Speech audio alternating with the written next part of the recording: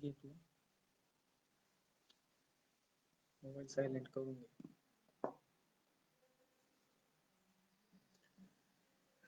नमस्कार शेतकरी मित्रांनो, ऍग्रिकल्चरल डेव्हलपमेंट ट्रस्ट संचलित कृषी विज्ञान केंद्र बारामती आणि ऍग्रिकल्चर म्हणजे कृषी विषयक सोशल ऍप नामांकित एक ऍप कृषक ऍप यांच्या संयुक्त विद्यमाने आयोजित आजच्या या कांदा कीड रोग व्यवस्थापन चर्चासत्रामध्ये आपल्या सर्वांचं हार्दिक स्वागत करतोय.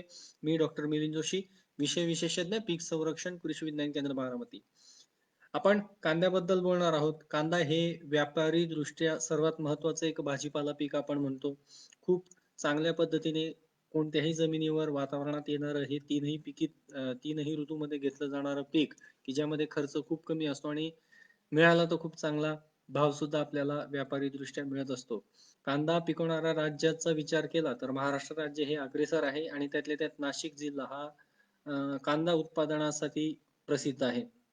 साधारणतः 37% जिल्हे जे आहेत उत्पादनापैकी 37% क्षेत्रावर कांद्याचं उत्पादन हे घेतलं जात आहे आणि भारतातील साधारणतः 10% उत्पादनापैकी भारतातील कांद्याच्या पूर्ण उत्पादनापैकी 10% उत्पादन हे एकट्या महाराष्ट्रामध्ये नाशिक जिल्ह्यामध्ये घेतलं जात असतं. या पिकाच्या योग्य उत्पादनासाठी हिवाळी हंगामातलं हे पीक असताना सध्याच्या हंगामाबद्दल बोलूया तर साधारण 1 ते 2 महिने हवामान जे आहे ते थंड लागतं. रोप जी आहेत आणि व्यवस्थितपणे वाढण्यासाठी तसेच कांदा पोषण होण्यासाठी कांदा पोचण्यासाठी त्याची आपल्याला गरज पडते. यासाठी पाण्याचा उत्तम निचरा होणारी जमीन आपल्याला हलकी ते भारी जमीन जी आहे ती कसदार हवी असते आणि त्याच्यासाठीच त्यामध्ये चांगलं न्यूट्रिशन किंवा पोषण ही त्याला मिळालं पाहिजे. उभी आडवी नांगरट करून आपण जमिनीची मशागत करून जमीन तयार करून घेत असतो आणि साधारणतः 40 ते 50 टन शेणखत हे लागवडीच्या आधी म्हणजे शेत तयार करताना आपण आपल्या जमिनीत देत असतो पुढच्या भविष्य काळातील कांदा पोषणासाठी. लागवडीचा हंगाम हा साधारण जून ते ऑक्टोबर, रब्बी हंगामामध्ये नोव्हेंबर ते फेब्रुवारी आणि उन्हाळी हंगामात असे तीनही हंगामामध्ये हे पीक आपलं घेतलं जात असतं. आता कांद्याच्या बाबतीत बोलायचं म्हटलं तर साधारणतः लाल आणि पांढरा अशा 2 प्रकारचे कांदा आणि अनेक प्रकारच्या जाती आपण कांद्याच्या लागवड करत असतो.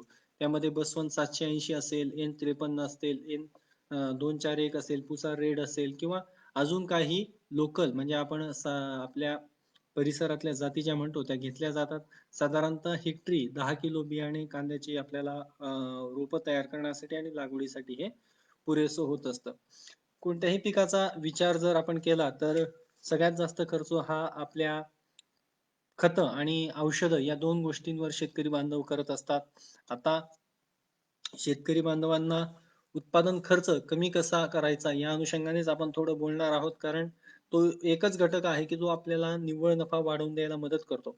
बाजारातला आपल्या उत्पादनाचा भाव हा आपल्या हातात नाही पण त्या उत्पादनासाठी एकरी येणारा खर्च मात्र आपण जर व्यवस्थित नियंत्रणामध्ये ठेवला तर आपल्याला निव्वळ नफा हा वाढून मिळू शकतो. तर पीक पोषणाबद्दल बोलताना योग्यरित्या जर आपण माती परीक्षण करून रासायनिक खतांची मात्रा कांदा पिकाला दिली तर अनावश्यक असलेला रासायनिक खतांवरचा खर्च आपण कमी करू शकतो. त्याचबरोबर रासायनिक खतांच्या अतिरिक्त वापरामुळे जमिनीमध्ये वाढत जाणारी रासायनिक अवशेषांची जी पातळी आहे किंवा आपण ज्याला रेसिड्यू म्हणू तर ज्यामुळे जमिनीची उत्पादकता गुणवत्ता ही खालावत जाते ती सुद्धा आपण आपल्या पद्धतीने कमी करू शकतो. हे करत असताना आपल्याला आजचा जो आपला रब्बी हंगामातील कीड रोग व्यवस्थापनातील दुसरा महत्वाचा मुद्दा आपण बोलणार आहोत तो म्हणजे कीड रोग व्यवस्थापन. तर प्रथमतः कांद्यामध्ये येणाऱ्या ज्या काही किडी आहेत त्यांची योग्य ओळख आपल्याला असणं गरजेचं असतं कारण त्यानुसारच आपल्याला त्याचं व्यवस्थापन हे करायचंय आणि त्याचबरोबर रोग. कांदा पीक म्हटलं तर खास करून रब्बी हंगामातील तर ज्या वेळेस आपल्याला थंड आणि कोरडं हवामान लाभतं तर त्यावेळी आपल्याला कीड रोगांचा प्रादुर्भाव जो आहे तो वाढलेला दिसून येतो. यामध्ये थ्रिप्स म्हणजे ज्याला आपण फुलकिडे म्हणतो आणि त्याबरोबर करपा हे या दोन्ही नुकसानकारक घटकांचं प्रादुर्भाव किंवा प्रमाण आपल्याला आपल्या शेतामध्ये वाढलेलं हे दिसून येत असतं. आणि बऱ्याचदा आपण दरवर्षी कांदा उत्पादन घेत असताना सुद्धा आपला योग्य तो अनुभव असताना सुद्धा आपण ह्या कीड रोगाला आल्यानंतर उपचार करण्याच्या सगळ्या उपाययोजना ज्या आहेत त्याचं अंगीकरण करत असतो. पण दरवर्षी ही कीड किंवा हा रोग माझ्याकडे येतोय, मग पुढच्या वर्षी येऊ नये म्हणून मात्र आपण काही करत नसतो. तर त्या अनुषंगाने थोडं बोलूयात. कांद्यातल्या काही महत्त्वाच्या ज्या किडी आहेत त्या म्हणजे थ्रिप्स, की ज्याला आपण म्हणतो फुलकिडे. आणि ह्या किडीचा प्रादुर्भाव जर आपण पाहिला तर एक रस शोषक प्रकारची ही कीड आहे. आपल्या तोंडातील करवतीसारख्या भागाने, म्हणजे ज्याला आपण म्हणूया दात असतील तर त्या भागाने कांद्याची पात ते खरवडतात आणि त्यातून येणारा जो रस आहे, कांद्यातला जो पोषण रस आहे, तो ते पिऊन आपलं गुजराण करतात किंवा आपल्या पिकाला नुकसान झालेलं दिसतं. मोठ्या प्रमाणात ज्यावेळेस याचं नुकसान वाढतं तर बऱ्याचदा आपल्याला कांद्याची पात जी आहे ती पिवळी पडलेली दिसते. याचबरोबर करपा किंवा इतर बुरशीजन्य रोगांचा प्रादुर्भाव सुद्धा ह्या प्रादुर्भावातून आपल्याला झालेला दिसून येत असतो. तर यानंतरचा जो महत्वाचा किडीचा प्रकार आहे तो म्हणजे स्पोडोप्टेरा किंवा कटवर्म आपण ज्याला म्हणतो, देठ कुरतडणारी अळी. ह्या किडीचा सुद्धा प्रादुर्भाव आता बऱ्यापैकी वाढत चाललेला आहे आणि आपल्याला आपल्या पिकाला नुकसान होताना दिसून येत असतं. ही कीड मुळालगत किंवा जमिनीच्या बुडक्यालगत आपल्या पिकाला नुकसान करते. खास करून रोपावस्थेत आपल्या पिकाला या किडीमुळे नुकसान दिसून येतं. त्यानंतर रोगांचा विचार केला तर बुरशीजन्य रोगांमध्ये निळा करपा, जांभळा करपा आपण ज्याला म्हणू शकतो, तो करपा पर्पल ब्लॉच हा आपल्याला दिसून येतो. आणि काही प्रमाणात थोडा जीवाणूजन्य करपा सुद्धा आपल्या पिकाला नुकसान करताना जो आहे तो दिसून येतो. या किडींचे जे काही नुकसानकारक घटक आहेत, हे किडींचे म्हणा किंवा रोगांचे हे नुकसानकारक घटक आपल्या परिसरातच असतात आणि आपल्या परिसरातच असताना ते आपल्या पिकाला नुकसान करतात. मग ते आजूबाजूच्या शेतांमधून असू द्या किंवा आपल्या आपल्याच शेतामध्ये मागच्या सीझन मध्ये किंवा मागच्या ऋतूमध्ये घेतलेल्या कांद्यामध्ये असतील, तर ते आपल्या शेतातना ज्यावेळेस पोषक वातावरण त्या किडीला रोगाला तयार होतं त्यावेळेस ते आपल्याकडे नुकसान करताना दिसून येतात. आपल्याला याच्या उपाययोजनांबद्दल किंवा व्यवस्थापनाबद्दल जे बोलायचं आहे त्याबद्दल आपण आता थोडक्यात बोलूयात. तर ज्यावेळेस आपण पिकाची लागवड करायची आहे यासाठी ते क्षेत्र निवडतो, तर सर्वात महत्वाची गोष्ट आहे की ती त्या क्षेत्रात गेल्या वर्षी किंवा मागच्या ऋतूमध्ये कोणतं पीक होतं, कारण त्या पिकातील कीड रोगाचा प्रादुर्भाव जो होता तो आपल्याला आपल्या ह्या पुढच्या पिकामध्ये नुकसानकारक असा ठरू शकतो. मग त्यामध्ये आपल्याला सर्वात महत्वाचं जे करायचं आहे ते मशागत करत असताना उभी आणि आडवी नांगरट ही सगळ्यात महत्वाची गोष्ट आपल्याला करून घेणं गरजेचं असतं. कारण त्यामध्ये मागच्या वर्षीच्या पिकात नुकसान असलेल्या ज्या काही घटक होते त्याचे आपण नियोजन करून घेऊ शकतो. उभी आणि आडवी नांगरट करत असताना शक्यतो सकाळी नांगरट करावी ट्रॅक्टरच्या सहाय्याने, जेणेकरून पक्ष्यांद्वारे जमिनीतील नुकसानकारक किडींच्या सुप्तावस्था ज्या आहेत त्या नष्ट होतात. तसेच सकाळी ऊन आल्यानंतर जमिनीतल्या नुकसानकारक बुरशी असेल, जीवाणू असतील तर त्या सुद्धा उन्हाच्या तडाख्यामुळे म्हणूया किंवा आपण म्हणू शकतो की टेम्परेचरमुळे, तापमानामुळे आपल्याला त्याचं व्यवस्थापन हे होऊन मिळतं. त्याचबरोबर ज्यावेळेस आपण रोपं तयार करतोय तर रोपं तयार करत असताना बियाण्याला बऱ्याचदा बीज प्रक्रिया ही करणं गरजेचं असतं. बऱ्याचदा केलेली असते, जर नसेल केलेली तर ट्रायकोडर्मा सारखी मित्र बुरशी आहे किंवा एखादं बुरशीनाशक आहे ते आपण बीज प्रक्रियेला वापरू शकतो. त्या व्यतिरिक्त ज्यावेळेस आपण रोपांची पुनर्लागण आपल्या शेतामध्ये वाफ्यावर वगैरे करणार असू, त्यावेळेस सुद्धा जर आपण रोप बुडवून घेतली म्हणजे बुरशीनाशक कीटकनाशकामध्ये, तरी सुद्धा आपल्याला चांगला फायदा हा आपल्या पुढच्या कीडरोग व्यवस्थापनासाठी होऊन मिळतो. रोपं लागणीनंतर साधारणतः प्रिव्हेंटिव्ह म्हणून म्हणजे किडीचा किंवा रोगाचा प्रादुर्भाव होऊ नये म्हणून मात्र आपल्याला कीटकनाशक बुरशीनाशकाची फवारणी गरजेनुसार आपल्याला वनस्पतीजन्य असेल किंवा जैविक घटकांच्या आधारे बनवलेलं एखादं औषध असेल तर त्याचा वापर हा करणं गरजेचं असतो. आठवड्याला किंवा 10 दिवसाला आपण ते नियमित फवारणी त्याची करत असणं गरजेचं असतं. पीक पोषण आणि पीक संरक्षण या दोन्ही एकमेकांशी निगडीत गोष्टी असल्याने पीक पोषणाकडे दुर्लक्ष करून चालणार नाही. त्याचमुळे आपल्याला त्याचबरोबर आपल्याला पीक संरक्षण वरचा जो खर्च आहे तो आपल्याला कमीत कमी ठेवता येतो. हे सगळं करत असताना आपण पिकाच्या कांद्याच्या रोप लागणीनंतर साधारणतः त्याच दिवसाच्या किंवा तेवढ्या आठवड्यामध्ये फेरोमोन ट्रॅप्स आणि निळे, पिवळे, चिकट सापळे जर आपल्या शेतात एकरी 10-10 लावले, तर प्रशोषक किडींचा प्रादुर्भाव जो वाढत आहे तो आपल्याला नियंत्रित करता येतो किंवा व्यवस्थापन त्याचं योग्यरित्या आपल्याला करून मिळतं. हे करत असताना अं, आपल्याला वनस्पतीजन्य औषधांचा वापर सुद्धा पुढच्या अवस्थेमध्ये करायचा आहे. कीड किंवा रोगाचा प्रादुर्भाव झाला असेल तर मात्र रासायनिक औषधांशिवाय आपल्याला पर्याय नसतो आणि यामध्ये बऱ्याचदा आपल्या छोट्या चुका ज्या आहेत त्या आपल्याला नुकसान करतात. त्याबद्दल थोडक्यात सांगतो, की थंडीच्या वातावरणात म्हणजे ह्या ऋतूचा जर आपण विचार केला तर बऱ्याचदा आता एवढ्या 3-4 दिवसात तर खूप थंडी वाढली आणि सकाळी दव पडायला पण सुरुवात होते आणि नेमकं ज्यावेळेस दव पडलेलं असतं, वातावरण थंड असताना बुरशीची उत्पत्ती मोठ्या प्रमाणावर त्या ठिकाणी होत असते. मात्र आपली जी फवारणीची वेळ असते ती सकाळी 10-11 नंतर किंवा शक्यतो आपण 4-5 वाजता दुपारी करतो. तर त्या फवारणीच्या वेळेचं व्यवस्थापन आपल्याला करणं गरजेचं असतं. शक्य झाल्यास सकाळच्या वेळेला ज्यावेळेस दव पडत असतं साधारण 5:30-6 किंवा 7 वाजेच्या आसपास जर आपण ते दव शक्यतो काढून टाकण्याचा प्रयत्न केला, अशा ठिकाणी ड्रिपचा वापर जर आपण करत असू तर एखादा फवारणीचा किंवा स्प्रिंकलरचा वापर केला, दव तिथं राहू नये किंवा साचू नये या अनुषंगाने किंवा 2 बाजूला उभं राहून साडी असेल, जुनी साडी असेल किंवा आपण म्हणू शकतो की धोतर असेल किंवा एखादा लांब असं फडकं दोन्ही बाजूला 2 व्यक्तींनी उभं राहून जर फक्त पाठ त्याची पुसता आली म्हणजे चालत जात असताना जर त्याच्यावरचं पाणी आपल्याला टिपता आलं, तर आपल्याला अजून चांगला फायदा होईल. बऱ्याच ठिकाणी अजूनही पाट पाणी कांद्याला दिलं जातं आणि ज्या ठिकाणी पहिले प्रादुर्भाव होता त्या ठिकाणी प्रादुर्भाव दिसायला सुरुवात होते तरी सुद्धा पाणी दिलं जातं. थांबवता येत नाही. पण अशा ठिकाणी एका ठिकाणी प्रादुर्भाव झाल्यानंतर पाण्याच्या प्रवाहाद्वारे तो प्रादुर्भाव पुढे-पुढे सरकत जातो. अशा वेळेस योग्य ती काळजी घेणं आपल्याला खूप महत्वाचं असतं. ज्यावेळेस असा प्रादुर्भाव असेल तर शक्यतो त्या ठिकाणी किंवा त्या परिसरामध्ये ड्रिप वापरणं गरजेचं आहे किंवा स्प्रिंकलर वापरलं तर अजून चांगलं आणि जेणेकरून पुढचा प्रादुर्भाव जो आहे तो आपल्याला टाळता येईल. समजा आता आपल्याकडे थ्रिप्स किंवा फुलकिडीचा प्रादुर्भाव झालाच असेल, तर मात्र आपल्याला त्या ठिकाणी औषध फवारणी जी आहे ती करणं खूप महत्त्वाचं ठरतं किंवा गरजेचं ठरतं. अशा वेळी आपण जी औषध फवारणी करायची आहे ती थ्रिप्स या किडीसाठी किंवा फुलकिड्यांसाठी आपण वापरू शकतोय प्रोफॅनोफॉस 0.1% किंवा कार्बोसल्फान 0.2% किंवा फिप्रोनिल 0.1% ही फवारणी करत असताना फक्त शक्यतो आपण सकाळी लवकर केलेली चांगली किंवा मग सायंकाळी 6च्या आसपास केलेली सुद्धा चांगली.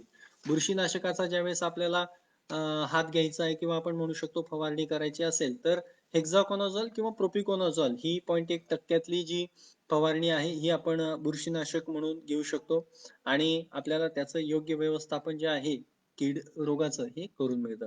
कांद्यासारखं पीक जर म्हटलं तर जास्तीत जास्त एरिया किंवा त्याचं क्षेत्र असल्याने आपण त्याला म्हणू शकतो की मोठ्या प्रमाणावर त्या पिकाचं क्षेत्र असल्याने आपण व्यवस्थापनाच्या जरी उपाययोजना करत असलो तरी सर्वच शेतकरी किंवा सर्वच ठिकाणी त्या अवलंबन होतील असं नसतं आणि त्यामुळं त्या प्रादुर्भावग्रस्त क्षेत्रातून आपल्याकडं किडीचा किंवा रोगाचा प्रादुर्भाव पुन्हा येण्याची शक्यता असते. म्हणून ज्या अशा कांद्यासारखं पीक असेल, द्राक्ष असेल, डाळिंब असेल, तर अशा ठिकाणी गाव पातळीवर मात्र ही मोहीम करणं आपल्याला खूप सोपं पडतं. ज्यावेळेस आपण कांदा लागवड करतोय किंवा लागवड झाली असेल, रोपांची लागवड झाली असेल, तर शक्यतो मका किंवा असं एखादं पीक आपल्याला लावता येतं, की ज्यामुळे पक्ष्यांची बसण्याची व्यवस्था होते. पक्षी थांबे होतील किंवा मग पक्षी थांबे एकरी 10 ते 20 बनवून आपण आपल्या पद्धतीने काठ्यांचा योग्य वापर करून तो लावून घेऊ शकतो. आणि ह्या पद्धतीने जर आपण कीड रोगाचं व्यवस्थापन करण्याचा प्रयत्न केला, तर आपल्याला मात्र योग्य नियंत्रण ते किडीचं आणि रोगाचं मिळत असतं. यामध्ये सगळ्यात महत्त्वाचा वापर ठरतो तो जैविक घटकांचा. ज्यावेळेस आपण जैविक घटक म्हणजे जैविक खतं असतील, कांद्यासाठी आपण जी जैविक खतं वापरतोय ती म्हणजे ॲझोटोबॅक्टर हा नत्रचा जीवाणू आपण वापरतोय. फॉस्फेट सोल्युबलायझिंग बॅक्टेरिया म्हणजे स्फुरद विरघळणारे जीवाणू आपण वापरतोय. त्याचबरोबर पालाश विरघळणारे आणि वहन करणारे म्हणजे पोटॅश मोबिलायझिंग बॅक्टेरिया आपण वापरतोय.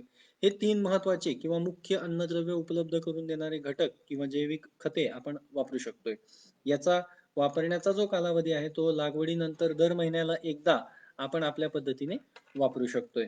फक्त यामध्ये एक काळजी आपल्याला घ्यायची की ड्रिप मधनं देत असताना किंवा पाण्याने दिल्यानंतर ह्या बॅक्टेरियाचा वापर केल्यानंतर साधारणतः 8 ते 10 दिवस आपल्याला रासायनिक औषधांचा किंवा खतांचा वापर हा जमिनीमध्ये थांबवायचा आहे. याचबरोबर सिलिकॉन सारखा जो महत्वाचा घटक आहे, की जो पिकाला प्रतिकार शक्ती निर्माण करण्याला मदत करतो. कीड रोगाच्या प्रादुर्भावासाठी एक महत्वाचा रोल सिलिकॉन आपल्या पिकामध्ये निर्माण करतो किंवा समजा टेम्परेचर वाढलं असेल, त्याचबरोबर जर अचानक थंडी वाढत असेल, तर सिलिकॉनचं महत्त्व खूप आपल्या पिकामध्ये असतं. तर अशा ठिकाणी सिलिकॉन उपलब्ध करून देणारे जीवाणू सुद्धा आपण आपल्या शेतामध्ये वापरू शकतो किंवा सिलिकॉन सारख्या घटकाच्या काही नामांकित कंपन्या सुद्धा आपल्याकडे आपल्या मार्केटमध्ये त्यांची खतं उपलब्ध आहेत, तर ती सुद्धा योग्यरित्या आपण वापरल्याने आपल्या पिकाची प्रतिकार शक्ती ही वाढवून घेऊ शकतो. जैविक औषधांचा जर विचार केला तर मर रोग किंवा करपासारखा जो बुरशीजन्य रोग आहे त्याच्या व्यवस्थापनासाठी आपण ट्रायकोडर्मा विरिडी किंवा ट्रायकोडर्मा हर्जियानम जी आहे त्याचा वापर आपल्या शेतामध्ये करू शकतो. रसशोषक किडींमध्ये मावा किंवा थ्रिप्स ज्या येतात त्यासाठी आपण व्हर्टिसिलियम लेकानी नावाची मित्र बुरशी जी आहे ती वापरू शकतो. आपण आताच बोललो की कटवर्म किंवा देठ कुरतरणारी अळी किंवा स्पोडोप्टेरा याच्या नियंत्रणासाठी आपण बिव्हेरिया किंवा मेटारायझियम एनिसोपिली या जैविक मित्र बुरशींचा वापर हा करू शकतो.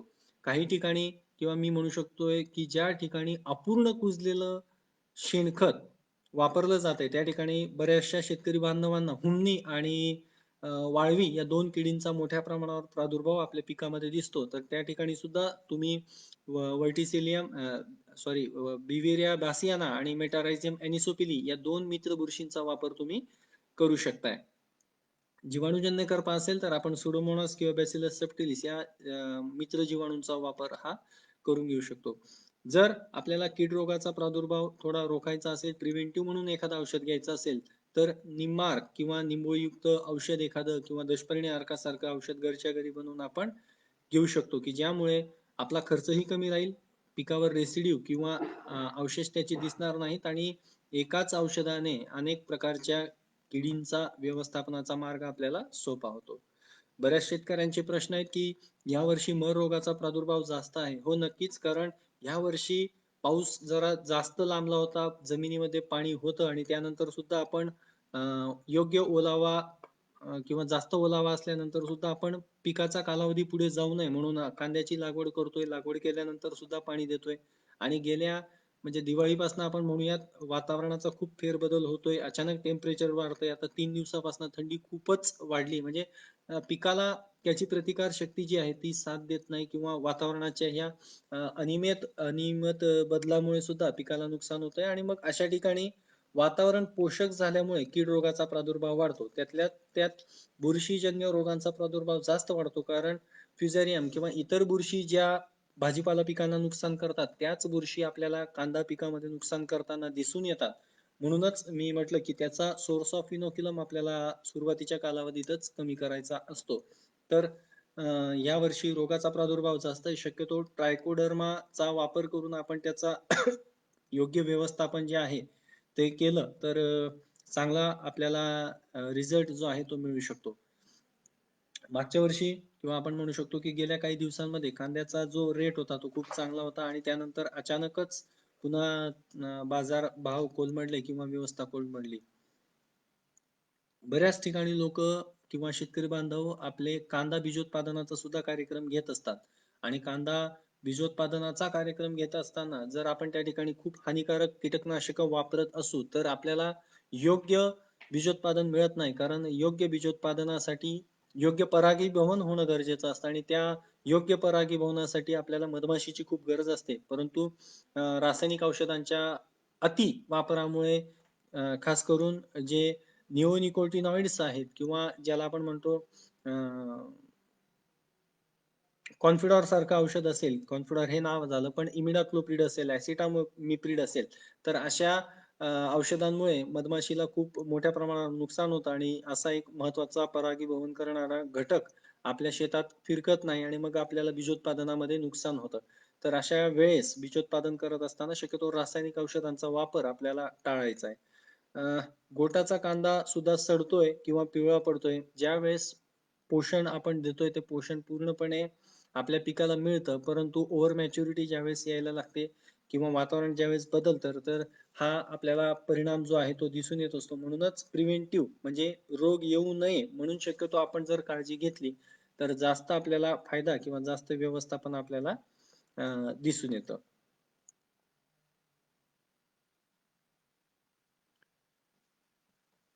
हे करत असताना आजूबाजूच्या शेतकऱ्यांना सुद्धा प्रोत्साहित करणं गरजेचं आहे. कृषी विज्ञान केंद्र बारामती असेल किंवा आपल्या जिल्ह्यातील इतर कृषी विज्ञान केंद्र असतील, कृषी विभाग असेल, हे नेहमीच आपल्या मदतीसाठी तत्पर असतात. फक्त आपण त्यांच्यापर्यंत पोहोचणं गरजेचं असतं किंवा आपल्याला समजा नंबर हवा असेल, तर मी आमचा कृषी विज्ञान केंद्राचा टोल फ्री नंबर आपल्याला देतो. कृपया लिहून घ्या. 1800 1800.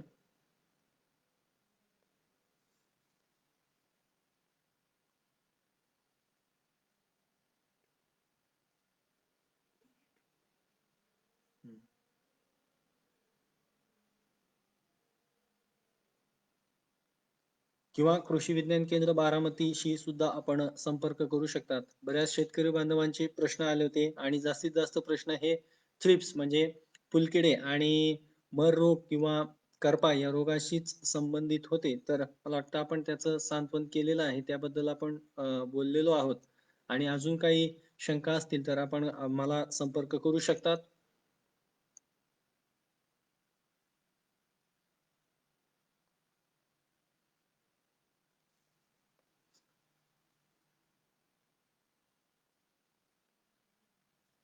कृषी विज्ञान केंद्र बारामतीच्या ईमेल आयडीचा सुद्धा मी तुम्हाला माहिती देतो. kvkbmt@yahoo.com या ठिकाणी सुद्धा आपण बोलू शकतात किंवा मेल करू शकतात. माझा वैयक्तिक मोबाईल नंबर सुद्धा मी आपल्याला शेअर करतोय. 99 75 93 27 17. 99 75 93 27 17.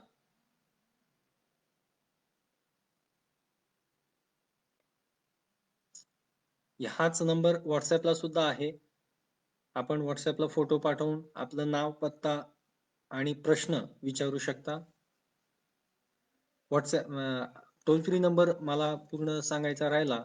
1800 1800 233 233 1007 1007. हा टोल फ्री नंबर आहे. शेतकरी बांधव याच्यावर आपले कृषी विषयक प्रश्न विचारू शकतात. जनावरांशी असतील, रिलेटेड असतील, पशुधनाविषयी असतील, फळबागेविषयी असतील, भाजीपाल्याविषयी असतील. आपण याविषयी आपली चर्चा किंवा प्रश्न असतील तर ते आमच्याशी चर्चा करू शकतात. कुठलेही शेतकरी बांधव असतील आणि कुठल्याही पिकाची समस्या असेल तरी नक्कीच आपल्याला यातनं सोल्युशन किंवा समाधान हे उत्तर मिळणार आहे. याबरोबरच एक छोटीशी सूचना आणि विनंती करू इच्छितो की दरवर्षी बारामती कृषी विज्ञान केंद्र आणि ऍग्रीकल्चरल डेव्हलपमेंट ट्रस्ट मार्फत जागतिक दर्जाचं भव्य दिव्य असं कृषी प्रदर्शनाचं आयोजन दरवर्षी जानेवारी महिन्यात केलं जात असतं आणि साधारणतः 4 दिवस चालणाऱ्या या प्रदर्शनामध्ये 110 एकर क्षेत्रावर पीक प्रात्यक्षिकांचं आयोजन केलेलं असतं. तर यावर्षी कोविडची सिच्युएशन लक्षात घेता आपण एक्झिबिशन्स जे आहे ते 8 दिवस ठेवलेलं आहे. कारण लोकांचं गर्दी जी आहे ती थोडी कमी करता यावी आणि मॅनेजमेंट योग्यरित्या आपल्याला व्हावी हा त्यामागचा उद्देश आहे. प्रदर्शन आहे. 110 एकरावरची प्रात्यक्षिकं सज्ज होत आहेत. उपस्थित किंवा सर्व शेतकरी बांधवांना विनंती की आपण नक्कीच या प्रदर्शनाचा लाभ घ्यावा आणि येण्यापूर्वी तसा संपर्क करावा जेणेकरून बाकीची व्यवस्था करता येईल. तर हे एवढं सगळं बोलून मी थांबतो. काही प्रश्न असतील तर आपण दिलेल्या संपर्क नंबरवर संपर्क करू शकतात. धन्यवाद.